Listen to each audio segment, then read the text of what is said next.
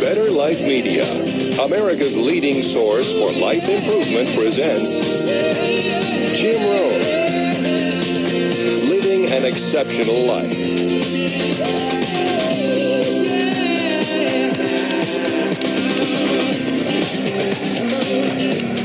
Hey, thank you. How's everybody? Nice to see you. Thanks for coming today. I appreciate it very much, and I'm just delighted to be here. How many of you have never seen me before? This is your first time. Wow, everybody. I keep thinking I'm famous, but I guess, that settles that. Anyway, nice to see you. I've got some interesting ideas to share with you. If you're ready, say I'm ready. And if you'll take some good notes, I got some lists for you to make that you can take home with you and ponder at later times. Some of the things I want to share with you. I was raised in southwest Idaho. My parents gave me an incredibly excellent start in my life, which I appreciated very much. But I quit school at age 19, unfortunately. My reasoning was, I'm smart enough to get a job. How much smarter do you need to be? And with that shallow thinking, I quit school, age 19, and got a job, went to work. A little while later, got married, started a little family, and I'm struggling and, trying to do my best. But it seems like each year I'm falling just a little bit further behind. Finally, age 25. The climax of my sort of, weariness with where I was, not doing as well as I thought I should, I hear a knock on my door, and I happen to be home alone. When I opened the door, there was a little Girl Scout about this tall selling Girl Scout cookies. And she gave me the finest sales presentation I've ever heard. Girl Scouts around the world, no better organization. And we've got these cookies, only $2, several flavors. And with a big smile, she very politely asked me to buy. No problem. I wanted to buy. Big problem. I haven't got $2 in my pocket. Now, I'm a grown man. I live in America. I've been to 1 year of college. I'm married. I've got a family. And I don't have $2 in my pocket. And I didn't want to tell her that. So I did what I thought was next best. I lied to her. I said, hey, look, I've already bought lots of Girl Scout cookies. I've still got plenty in the house that we haven't eaten yet. And she said, oh, that's wonderful. Thank you very much. And she leaves. When she leaves, I say to myself, I don't want to live like this anymore. I mean, how low can you get lying to a Girl Scout? That's about as low as you can go. But I promised myself that day I was going to start my search of finding opportunity, finding somebody who could teach me and coach me on doing much better for myself and for my family and for my future. And shortly after that, I met a most extraordinary man, very wealthy, but a friend of mine said, you got to meet this man. He's rich, but he's easy to talk to. He's got a unique philosophy of business and life. And the more he told me about this man, the more I said, I've got to meet this guy. And shortly after that, I had a chance to meet him. Sure enough, when I met him, I was impressed. Obviously, he was rich, but he was friendly and easy to talk to. And I said to myself, if I could just get around someone like him, and if he would coach me, I would be willing to learn anything. I'd love to be like him. Well, my good fortune was he invited me to join his company, and over the next 5 years, my dream came true. He coached me and taught me how to turn my life from pennies to fortune. And he's not alive anymore, but I'd like to pay tribute to him one more time, Mr. Earl Schoaf, for the dramatic impact he had on my life, especially during that 5-year period. And so my whole life turned around. I made my fortune by the time I was 32, starting at age 25. And some of the ideas that I want to share with you today came from that 5-year experience. Then from there, I got into lecturing and giving seminars, and I've written a few books, and my career now spans about 41 years. But I'll never forget the impact this gentleman had on my life with a few simple concepts that totally changed my life, changed my future, and changed everything. Jim Rohn's view of the 21st century. Here's number one: unprecedented opportunity. We not only have begun a new century, century 21, it's a new millennium. A millennium is a 1,000-year period. We've had 6 so far. This is the beginning of the 7th millennium, and some scholars tell us that this could very well be an extraordinary time for the human race, this 7th millennium. And there's probably a lot of good reason that that is probably true. Unprecedented opportunity. We've now got the technology.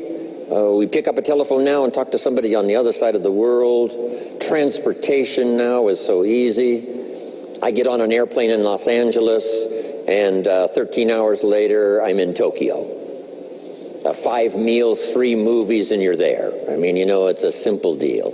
Anyway, we've got technology, we've got transportation, we've got all the rest, right? So this is going to be a time of unprecedented opportunity in every field you can imagine, every industry, every country. It's going to be the greatest period of opportunity time in the history of the human race, the 21st century, especially these opening years of the 21st century. So that's number one, unprecedented opportunity. Now here's the second note to take. Now also keen competition, because we now play the world game. And it's not just competition across the street and company to company and, you know, division to division and, you know, company to company. Now it's worldwide competition. A job now becomes available. Does it go to someone in Minnesota or someone in India? Worldwide competition. So now you've got to be ready to cash in on the opportunity, but you've also got to be ready for the competition. So I've got some interesting ideas on how to be prepared for both opportunity and competition in these opening years of the 21st century. Here's some of my best advice. Number one, you've got to have more than one skill. It's okay to have one skill, but I'm telling you, if you want economic safety for the future, especially this century, my personal opinion, you need more than one skill. We've seen people, right, the last 15, 20 years that only had one skill, worked for this company for a long time. The division the guy worked for got chopped, eliminated. Now he loses his job. Now he tells us he's in economic distress. Why would that be? Simple answer. He only had one skill. So for economic safety for the future, my personal advice, you gotta have more than one skill. In fact, it led me to my first fortune, and that was learning more than one skill. I started learning these extra skills in Idaho, where I grew up. I knew how to milk cows, but it didn't pay very well. Then someone gave me this incredible advice. If you want to lay the foundation for a future fortune, you've got to learn more than one skill. And I started that process age 25. Here's the first one, and I started part-time, a little sales job that I got. A product that I believed in, learned how to present it well enough for somebody to say yes, gave excellent service so that that would lead to multiple sales, and this little extra part-time job in sales absolutely started multiplying my income. From milking cows, now I've got this ability now to start getting customers, keep them serviced, and make some money in this extra skill. So now I've got 2 skills, milking cows and finding customers. Here's the next skill I learned, just to give you a quick list. Next was finding good people. If you've got a little enterprise going and you need some people, you have to just go look for them. And when I learned this skill, finding good people for my little enterprise, I couldn't believe how it drastically changed my income. My income now starts to multiply, not just increase.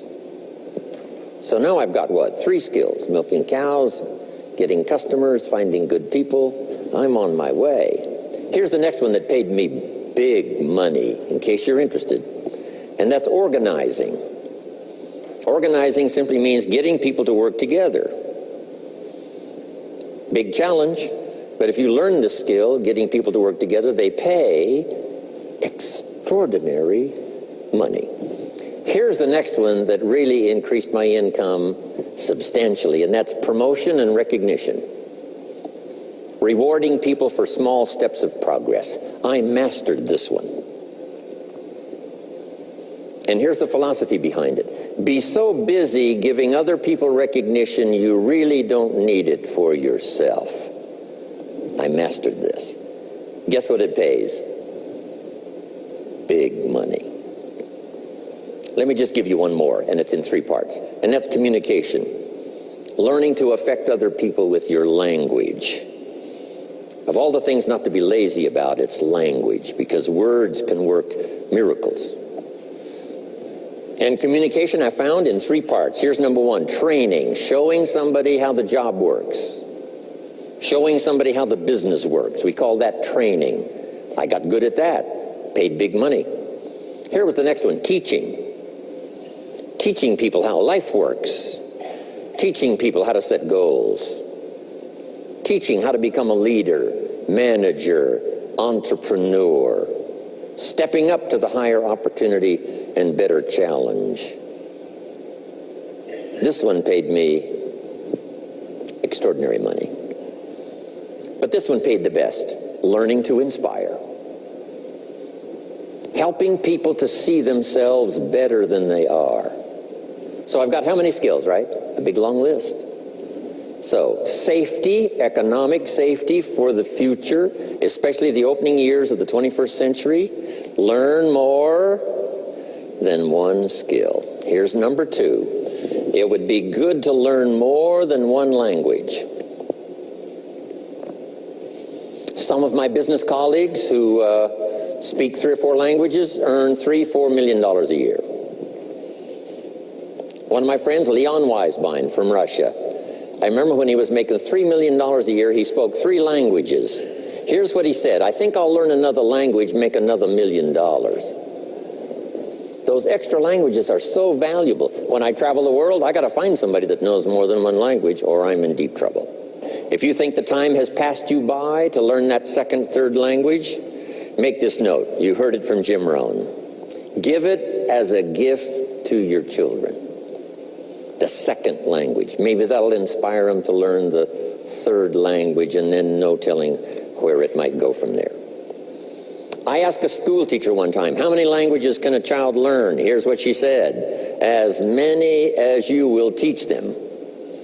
They don't lack capacity, they don't lack intelligence, they certainly don't lack curiosity, they only lack a teacher. So you got my good advice now? More than one skill, more than one language. Here's the rest. Learn the simple economic formula that works for everybody, and I can give it to you in just a couple of sentences. A simple economic formula. Kids can understand it. Anybody can understand it. Anybody that wants to get paid. Here's the language for your notes. We get paid for bringing value to the marketplace. That's as simple as you can put economics. Anybody that wants to get paid. You get paid for bringing value to the marketplace. The marketplace is the people. Now, the value we bring is one part of it, a product or a service, but here's the other part, the value you become. So just off to the side put, the value is 2 parts. The value you bring, like a product. If you manufactured it, you might keep improving the product. If someone else manufactured it and you're out selling it, they probably keep improving the product. But this is the one you have to work on yourself. The value you become, like an entrepreneur, a leader, a teacher, supervisor, manager. What you become also pays much more than what you bring. Once I understood that, then here's what my mentor said.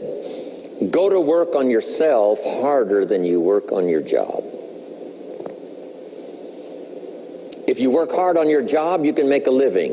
Then he said, if you work hard on yourself, you could make a fortune. So I worked hard on my job and made a living, but I learned, starting with those extra hours per week, learning these extra skills, I started working on myself. And here's a philosophical phrase everybody should take home. Here it is. Success is something you attract by becoming an attractive person. Success is not something you pursue. It's what you attract by becoming attractive. By becoming attractive to the marketplace. What would do that?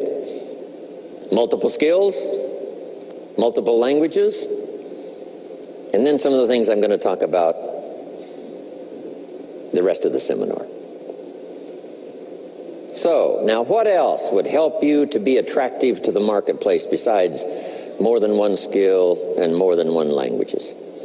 I've divided it into five simple, basic fundamentals of ideas to ponder and think about that will increase your value to the marketplace, could perhaps, like it did for me, multiply your income by 2, and then multiply it by 3, and then multiply your income by 4, and then by 5, and once you get there, it's not that difficult to multiply it by 10, because all you have to do is make sure you become more valuable and more valuable and more valuable. You don't have to work on the economy, because here's the first note. Each person's income is determined primarily by their philosophy, not by the economy. Once I understood that, then I said, well, I don't have to go to work on the economy. And the answer was no. You only have to go to work on yourself to make yourself more valuable. So now here's 5 things I want to share with you. And the first one is your personal philosophy. What could get you more prepared and ready for cashing in on the opportunity of the 21st century? And here's the first one, personal philosophy. Your personal philosophy is like a guidance system that helps you make decisions what to do, what not to do. From the information you get and what you learn and what you know, we decide. Maybe your philosophy would have been 5 years ago never to attend seminars like this. You just didn't go. Now 5 years later, here you are. Something happened along the way to change your mindset, saying, hey, for the money and the time, if I just get one good idea and walk away, it certainly is worth the money and the time. So now that little amendment in your philosophy, you now say, I'm going to regularly go, because it doesn't take but a few ideas to make a great difference in your income, personal life, social life, and all the rest. So now you know that's valuable. A change of mind, a change of idea. So that's what personal philosophy is all about. The more we learn, the more we know, the better we're able to make better decisions about 2 major things. Your philosophical guidance system does 2 things. For your notes, number 1, helps you to see the dangers on one side, so you can avoid those. But here's what else your guidance system does. Personal philosophy helps you to see the opportunities on the other side, so that you can expand those, maximize those.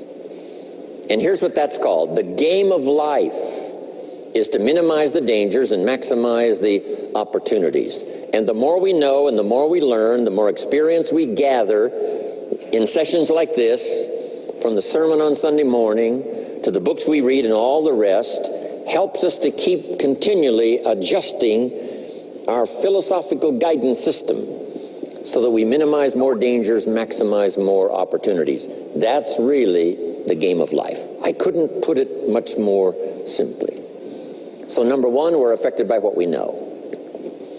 Now, how do we know more things and learn more things that'll help us readjust our thinking so we can avoid the dangers, maximize the opportunities? Here's number 1, learn from personal experience. One way to learn to do something right is what? First do it wrong, right? Mess up, and then you say, wow, that was costly. I'm never going to do that again. So one way to learn to do it right, first do it wrong. Sometimes a negative experience turns out finally to be positive.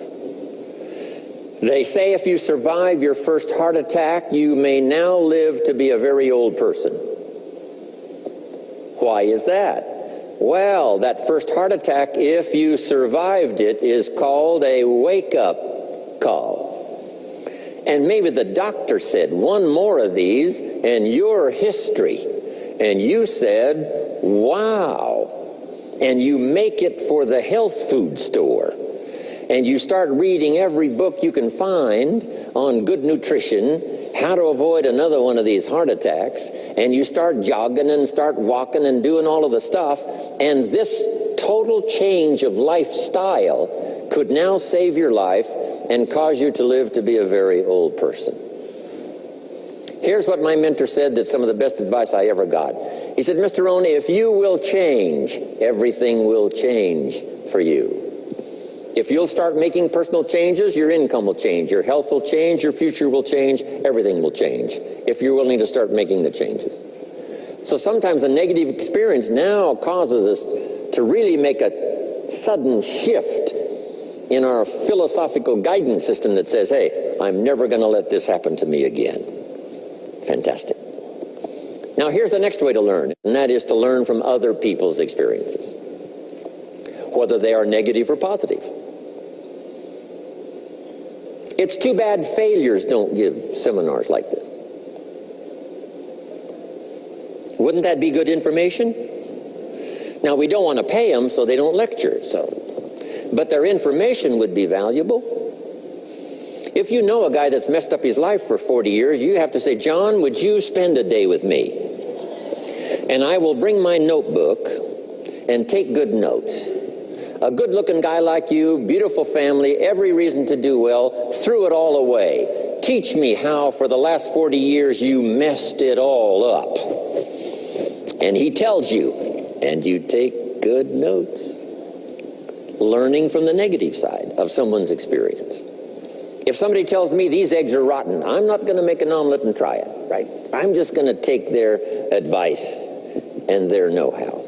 So, learn number one from your own experiences, learn number two from other people's experiences. And my mentor taught me to always keep a journal. Here's what he said, don't trust your memory. If you want to live a dynamic life, multiplying your income, multiplying your future, be a good student. If a good idea comes your way, write it down, then ponder it, then perhaps go do it. Okay. Now, your philosophy comes from what you learn, comes from what you know, comes from other people's experiences. 3 ways now to learn from other people. Here's number one, learn from what you see. One of the great watchwords of these early years of the 21st century, pay attention. If you just watch, you can pick up clues. Success leaves clues. And if you'll be a better observer of the winners and the losers, those that are doing well and those that are falling behind, and just take mental notes and good notes and say, I'm going to adjust what I'm doing based on what I see. Here's number two. We learn so much from other people based on what we hear. Here's good advice on that. Be a selective listener. Listen to voices of value that have experience, ideas, reputation, something valuable to share. Now here's number 3. Read all the books. Now there's millions of books, so you can't read all the books. But make this note. Read all the books you need to read to make you as wealthy as you want to be, as healthy as you want to be, as prosperous, as productive, as unique a human being as you want to be. Read all of those books. Don't leave those books go unread. My mentor got me started on my library when I was 25. I got one of the best. If you saw my library, you would be impressed. I haven't read everything in it, but I feel smarter just walking in it, right? My library. I was smart enough to buy it all. Now I got to be smart enough to read it all. Now jot this down. When you do read, you have to sort through what you read and decide which is valuable to try. That's part of the process of learning. Gathering information and sorting through it. One, the information that would apply to you, and what you think would be valuable based on your current philosophical opinion. So read all the books. Our lives are greatly affected by what we learn and what we know. Now here's number 2 of these very basic 5 things I want to share with you. First, your personal philosophy. Here's number 2, your attitude. First, we're affected by what we know. When I talk to the kids in high school classes, college classes, that's the first thing I tell them. Get the information while you're here. Right? Nothing worse than being stupid when you get out of school. So get the information. Being broke is bad, but being stupid is what's really bad. And what's really, really bad is being broke and stupid. Nothing much worse than that, unless you're sick. Right? Sick, broke, and stupid. That's about as far as you can fall unless you're ugly, right? But surely that would be the ultimate, right? The ultimate negative life. Ugly, sick, broke, and stupid. So learn all you can. We're affected by what we know, so get the information. Don't be lazy in learning. Don't be lazy in going through the books, building your library, coming to classes like this consistently. Some of them will be so dramatic, your life will never be the same. Maybe this is one of those today. Next, we're affected by how we feel, attitude. This is the emotional part. We need the intellectual part to set sail. So as the winds blow, we can still get where we want to go. Redefine, keep strengthening our psychological and philosophical guidance system. But now we're also affected by the emotions. That's the power. And jot these notes down as I hurry along now. 4 things to consider on attitude and how you feel. Here's number 1. It's how you feel about the past. It's important to make the past useful. Past experience, even past losses, past failures, as well as successes. To review it and go back over it, see where you went wrong, correct that, invest that now in the future. Don't live in the past, and don't carry the past around like a burden, but simply use your past as one of your mentors to help refine mistakes, make some changes that you can invest now in the future. Here's the second attitude. It's how you feel about the future. We look back for experience, but number 2, we look forward for inspiration. Now, where does the inspiration come from? Looking forward. Here it is, learning to set goals. Number 1, decide what you want. Takes more than 5 minutes. Take some time and decide what you want. Where do you want to go? What do you want to do the next 10 years, 20 years? What would you like to become? How many skills would you like to learn? What are the books you want to read? How about the people you want to meet? The cities you want to visit? Experiences you'd like to have over this next period of time? Start thinking about all of that. Here's the next key. Write it all down. Building a life is like building a house. You wouldn't start building the house until you had it finished. Wouldn't you look foolish starting to build the house if it wasn't finished first? What if you were laying bricks and somebody came by and said, "What are you building here?" And you said, "I have no idea." See, they would take you away to a safe place. So building a life is a lot more important than building a house. And yet people treat it so carelessly and so casually about planning and making plans for what they want their life to work out to be. So I'm asking you not to be casual anymore. Start designing the future for yourself, for your family, for your business, for your future. Okay, decide what you want. Okay, so from the past we get experience, from the future we get excitement, inspiration by setting goals. Now here's the next advice. Put everything on your list of goals. Little things, insignificant to someone else but important to you. A goal list is important. You don't have to publish it in the local newspaper. My Japanese friend, Toro Ikeda, San Jose, California, put on his first list, a Caucasian gardener. I said, go Toro. Back then everybody had a Japanese gardener. He said, no, I'm Japanese. I want a Caucasian gardener. I like that. So set goals. Set the goals that'll turn you on, goals that'll get you excited. Put everything on your list. Now, here's the next attitude. It's very important how you feel about everybody. If you want to be a leader extraordinaire, here's what you learn. Each of us need all of us. One person doesn't make an economy. One person doesn't make a symphony orchestra. It takes all of us for each of us to be successful. Each of us need all of us, and all of us need each of us. Each gift is important as we bring it to the table, as we bring it to the country, as we bring it to the community. Learn to appreciate that. Each of us need all of us. Now here's the last one on attitude. It's how you feel about yourself. Nothing more powerful than self-confidence to start multiplying your income by 2, by 3, by 5, by 10. And where does that come from? Make the note. It comes from self-esteem. Doing the things you know you should do, and at the end of this day, your self-esteem is soaring and high. You've met the people you said you'd meet. You made the calls you said you would make. You did the things that you required of yourself to do. And at the end of the day, you feel great about yourself. That is one of the greatest motivating factors for the future, self-esteem, feeling good about yourself.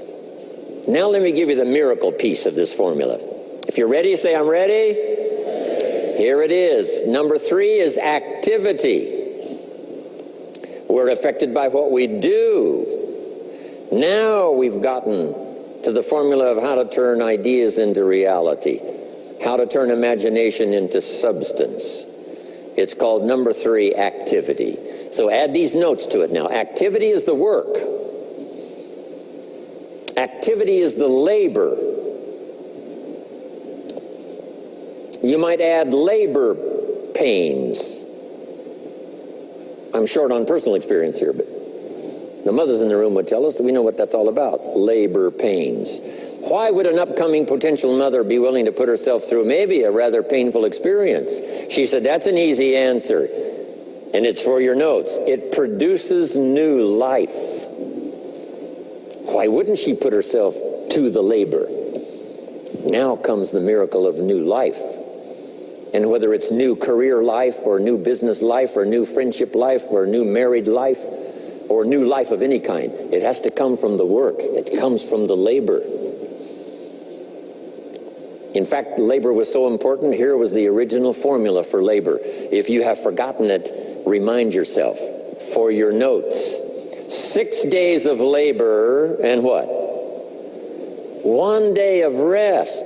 Now it's important not to get those numbers mixed up. Why is that? Here's why. Why not 5-2? I don't know, maybe 5 and 2 would be okay. If God would have thought of 5 and 2, he might have made it 5 and 2. But you can't think of everything when you're putting one of these together. But maybe one of the reasons for 6-1, jot this down now. If you rest too long, the weeds take the garden. Not to think so is naive. As soon as you've planted, the busy bugs and the noxious weeds are out to take it. So you can't linger too long in the rest mode. You've got to go back to work. 6 days of work, then rest and spirituality and friendship and change of pace. And then go back over the last 6 days. What did I do? What did I miss? Who did I miss? What happened? So that I can invest those corrections in the next 6 days of higher productivity. Have you got that now? 6 days of work, 1 day of rest. Don't get the numbers mixed up. Activity. Now, activity finishes the miracle. Good question for your notes. How did this convention center get here? Let me give you the steps. Number 1, somebody saw it while the property was vacant. You say, well, how could you see a convention center if it isn't here? It's the only way it will be here. And somebody has to see it so clearly they can draw a picture of it, saying, this is the convention center. You say, no, it isn't there. They say, yes, this is the convention center. The artist's rendering shows you a picture of what isn't there. That's the beginning of imagination. So to turn nothing into something, here's what you do. Imagine the possibilities. That's why we recommend testimonials for someone to say, hey, I started with pennies and I made a fortune.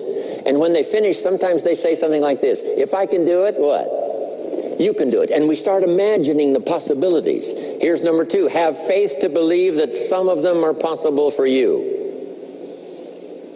And both imagination and faith are powerful forces, but we still don't have a hotel. We still don't have a house. Even though those are powerful forces, it is the beginning. Now, imagination and faith must be deposited in activity or it is wasted. But the finishing touch of the miracle process is now, go to work. Go to work and build a better career. Go to work and build good health. You can't have good health without the work. When did we start hearing that phrase? No pain, what? No gain. You got to do the work. You can read all the books until you're wise. You can have faith and believe until it is extraordinary. But now you must go to work. And if you'll learn to appreciate the work that produces the miracle of good health, the miracle of a career, the miracle of a relationship, the miracle of a fortune, only humans now can do this. The birds of the field can't do it. No other life form can imagine and create something from nothing. Have faith and then build it and make it real. Only humans. It's an extraordinary gift. Depends on how often you use it. So number one of the ideas I wanted to share with you to make this an extraordinary opening year century for you is philosophy. We're affected by what we know. Second is attitude. We're affected by how we feel. Third is activity. We're affected by what we do. Now here's the final two pieces. Number 4, learn to measure progress. Once you've set up a project now, you want to turn nothing into something, now you must measure your progress. How are you doing? Here's how we teach it to our children. Life expects us to make measurable progress in reasonable time. Measurable progress in reasonable time. That is the game of life. So part of it is not just to set up the proposed project, but as we start working on it, we start measuring how we're doing. Now first, what is reasonable time? You can't ask someone every 5 minutes, how are you doing now? See, that's too soon. Guy says, I haven't left the building yet. Give me a break. Now we can't wait 5 years. That's too long. So there's reasonable time. So make this note now. What is reasonable time? 1, at the end of the day. A conversation a father should have with his daughter today, because the magic is there. If he waits till tomorrow, the magic may be gone today. Next is a week. Make that note. Usually we get paid by the week. Somebody adds up our value to the marketplace, out comes the check. The next week, somebody adds up our value to the marketplace, out comes the check. What I learned to do is to change my value to the marketplace so the check kept getting bigger and bigger and bigger. I didn't have to change the economy, I only had to change myself. Measure your own progress. Success is a numbers game.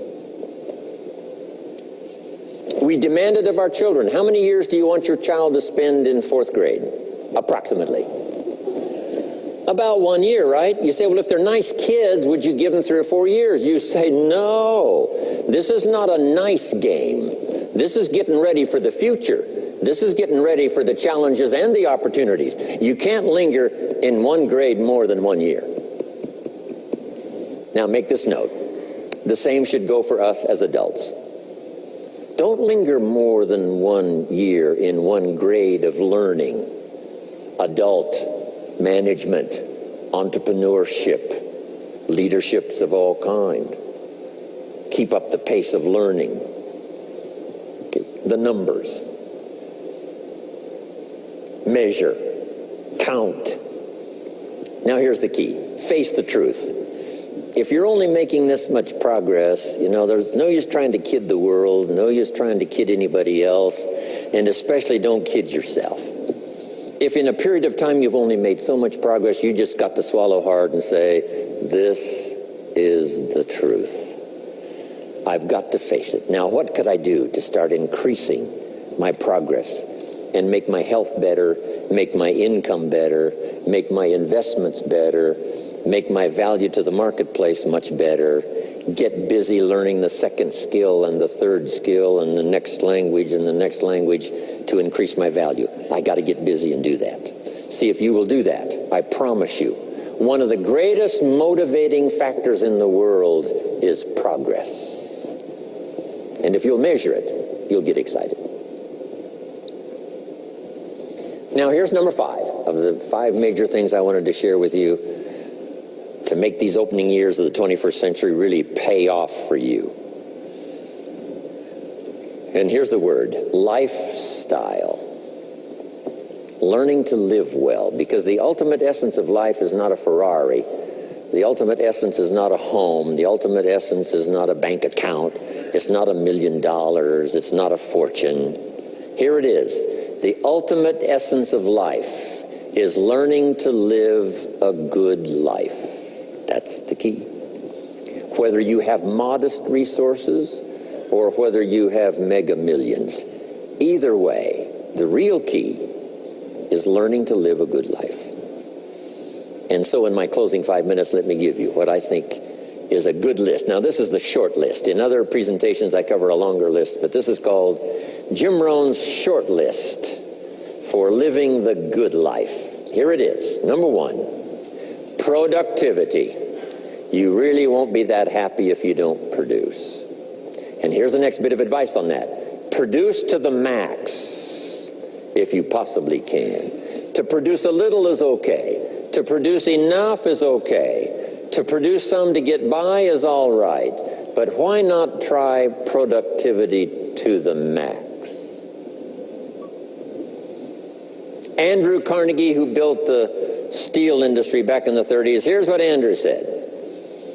I'm going to spend the first half of my life accumulating money. I'm going to spend the last half of my life giving it all away. He got so inspired by that goal that the first half of his life he accumulated $400 million, which back in the 30s was a lot of money. A mega fortune. Guess what he did the last half of his life? He gave it all away. I got a good question for you as we close. Here's the question. What's got you turned on? What's got you up early? What's got you eager to face the day? What's got you inspired to learn the extra skill, put in the extra time, go the extra mile, learn how to work with people, guarantee your future? Good question. Here's number 2, good friends. You got to have good friends. The best support system in the world is good friends. Collect and nourish those as priceless. Good friends are those wonderful people who know all about you and still like you. Those are good friends. Here's number 3, your heritage. What's made America so unique among all the nations of the world and the greatest experiment in the history of the world? And that is the depository of gifts that have come to America over the last 300 or 400 years. The heritage from all walks of life, all over the world.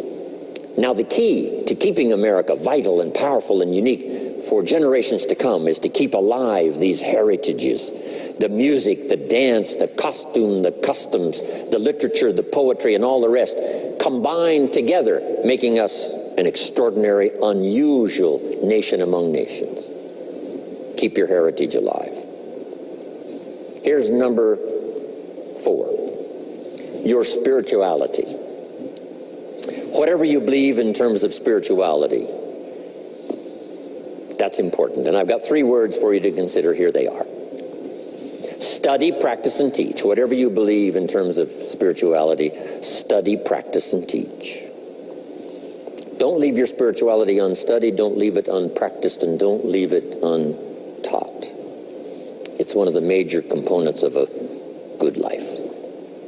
And now to close, for your notes. Take special care of the inner circle. Family, close friends. Nourish them, they will nourish you. Inspire them, they will inspire you. And take care of the details, the little things that makes it special for family and friends. When my father was still alive after my mother died, my father lived about another 7-8 years. When I used to travel, I would try to call him while he was having breakfast with the farmers, southwest Idaho. Make a special day. If I'm in Israel, I got to get up in the middle of the night, but I call in the middle of the night, Papa, I'm in Israel. And they would bring him the phone in this little cafe called the Decoy Inn. And Papa would say, Israel, son, how are things in Israel? And he'd talk real loud so everybody could hear. Right? Say, Papa, they gave me a reception last night on the rooftop overlooking the Mediterranean. He'd say, overlooking the Mediterranean. Now he's got a story to tell for the rest of the day. My son called me this morning while I was having breakfast with the farmers. I know he had to get up in the middle of the night. Special days. One more scene. I thought about my father walking down the lane on the farm to the mailbox, opening it up. And this is for your notes. Make sure the mailbox is not empty. My father lived to be 93. What kind of an experience would that be for a day? Age 93, open the mailbox and it's empty. Even if it's just a postcard, make sure the mailbox is not empty. The details, the inner circle. And now here's the last. Maybe, just maybe, some of the things I've shared with you have been seeds that have fallen on your consciousness at the right time. And then if it turns into something valuable for you in the future, that will be well worth my coming, being away from my grandchildren and my children for a little while, to come and deposit the best of my experience with all of you today. Thank you very much. God bless. We hope you've enjoyed this special presentation of Jim Rohn's Living an Exceptional Life. If you'd like to own a copy of this program or any of Better Life Media's programs, please visit our website at betterlifemedia.com, where you'll find all types of valuable life improvement information.